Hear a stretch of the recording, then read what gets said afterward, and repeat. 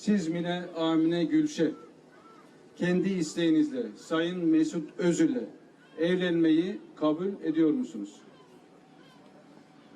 Evet. Evet, alkışlıyoruz.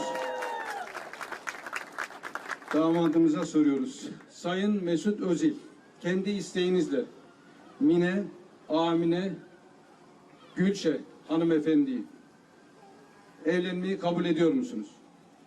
Evet. Evet. Efendim, sizler çiftlerin evlenme isteklerini duydunuz, işittiniz. Şahitlik ediyor musunuz?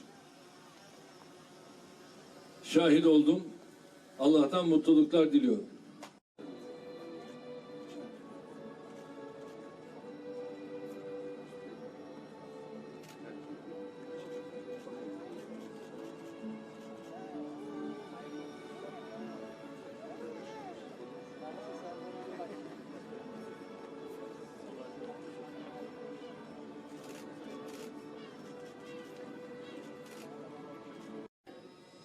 Bir olur, garip olur.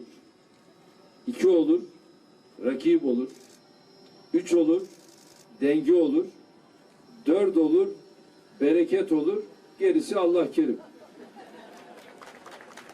Ben tabii kendileriyle bunları gerçi konuştum ama bir daha söylemekte fayda var.